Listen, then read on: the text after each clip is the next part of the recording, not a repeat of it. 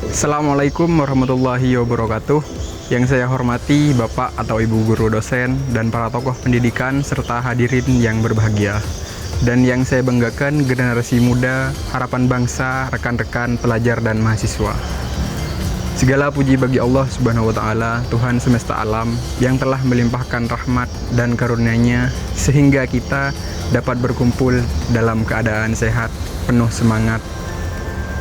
Sholawat dan salam semoga tercurah limpahkan kepada Nabi besar Muhammad SAW, suri teladan umat manusia yang telah membawa kita dari zaman kegelapan menuju cahaya ilmu dan peradaban.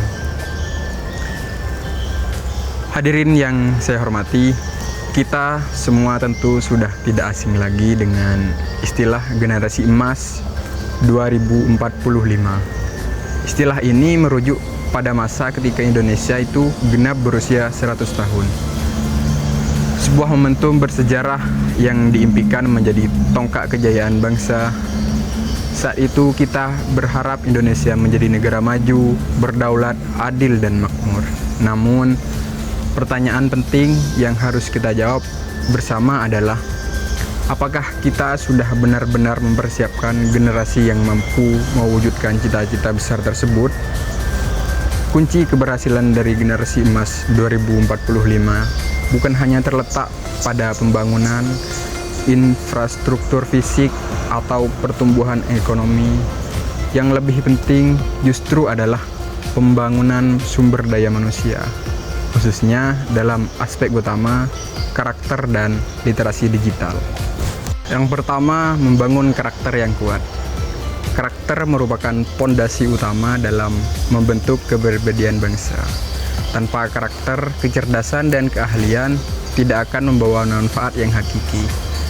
Dalam dunia yang penuh tantangan godaan ini, generasi muda Indonesia harus dibekali nilai-nilai moral dan spiritual yang kuat. Nilai kejujuran, tanggung jawab, disiplin, kerja keras, empati, dan cinta tanah air bukan sekedar ajaran di atas kertas, namun harus menjadi bagian dari kehidupan sehari-hari. Kita tidak ingin melahirkan generasi pintar, tapi mudah korup. Kita ingin melihat generasi yang ahli teknologi, tetapi miskin empati. Karakter tidak dibentuk dalam semalam. Ia dibangun melalui proses yang panjang, melalui pendidikan, keteladanan, dan lingkungan yang mendukung. Maka peran keluarga, sekolah, dan masyarakat dan media sangatlah besar dalam menciptakan generasi yang tangguh dan berakhlak mulia. Yang kedua, literasi digital. Hadirin yang saya banggakan, kita hidup di era revolusi industri 4.0 yang bahkan telah melangkah ke era society yang menjadi 5.0, di mana teknologi menjadi bagian tak terpisahkan dari kehidupan kita. Internet, media sosial, kecerdasan buatan, dan big data adalah kenyataan yang harus kita hadapi. Maka dari itu, kemampuan untuk memahami, menyaring, dan menggunakan informasi digital secara bijak menjadi sebuah keharusan. Namun, kenyataan di lapangan masih menyedihkan.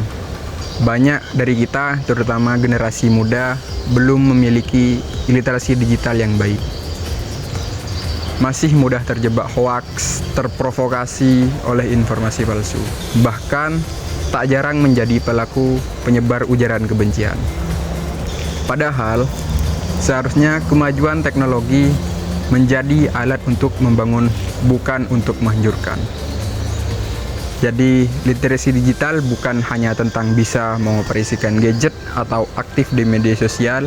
Lebih dari itu, literasi digital mencakup kemampuan berpikir kritis terhadap informasi, serta memahami etika berinternet, menjaga privasi, dan menggunakan teknologi untuk berinovasi dan berkarya.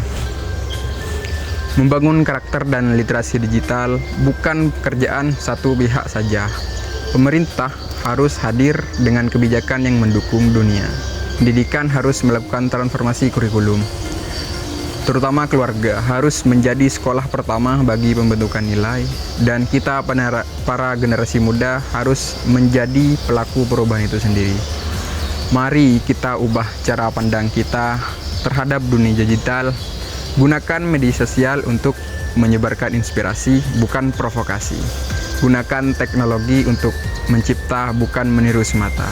Dan jadikan literasi digital sebagai jembatan menuju kemajuan, bukan jurang untuk menghancurkan moral.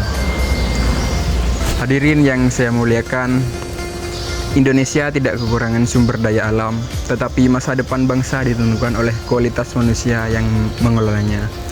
Mari kita siapkan diri untuk menjadi generasi emas, bukan dalam angka, tapi juga dalam nilai dan karya. Jadilah generasi yang berkarakter kuat dan cerdas digital.